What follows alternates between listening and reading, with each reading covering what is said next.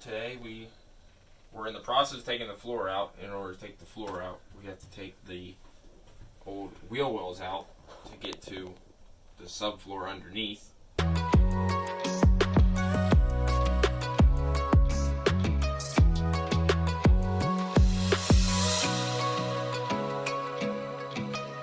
We took off the passenger side today, and the reason why we took it off, I don't know if you want to follow us, but the previous owner let the airbags get a little bit too low, and in turn these have turned into a little bit worse than we would like them to be. They're pretty they've been cracked the whole way through in a couple places, and we're going to try and investigate what we can do to get these either back together or a brand new one. But yeah, this is the passenger side. The driver's side isn't as bad, but the passenger side definitely needs some major TLC. So for those of you who aren't familiar with GMCs, there is a really interesting, ahead of its time, I would say, system back here. It's an air ride suspension. So what it's designed to do is generally is whenever you get to whatever you're at, it'll level itself while you're driving, while you're moving, while you're parked.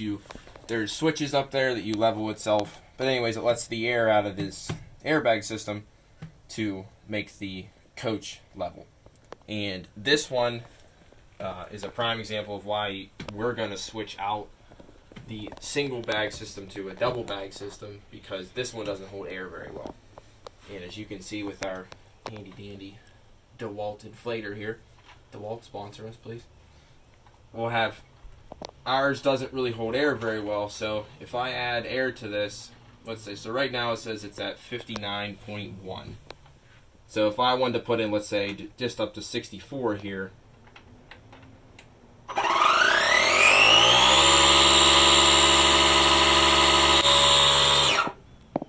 so it will go up to 64, and then if you watch, it'll just keep dropping itself down.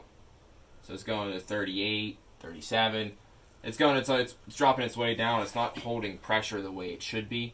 So this is definitely an example of why we're going to be getting rid of this and replacing to a new one.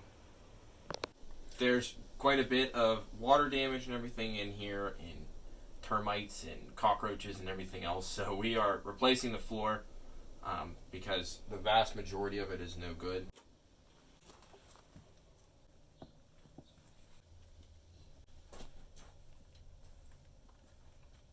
So if anyone is in the process of or looking into doing some kind of conversion, everyone knows rivets are the worst. Everyone knows that rivets are probably the death of most people when it comes to fixing anything. I know school bus conversions or camper conversions or whatever it may be, the entire thing was put together with rivets, and they're every foot apart on the ground. So we are in the process of getting all these out. If you look there, like I said, they're pretty close together. They're all over the place. And after doing some research online, thanks to all the wonderful forums there is online, we found that punching them out with a metal punch is actually the best way to do it, instead of trying to drill them out or grind them off with a grinder or hit them off with an air chisel or whatever different ways you can do it. We are opting to do just a regular metal punch. So all we're doing is putting this metal punch into the middle of the rivet to hit the rivet all the way through. And my father put together these nice little jigs for us so I don't have to hit my hand every time I do it.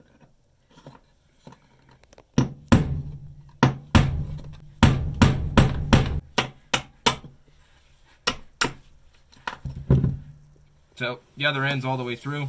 These are kind of corroded, as you can see. So we pop each one of them off and push the bottom through, take the top off the other end.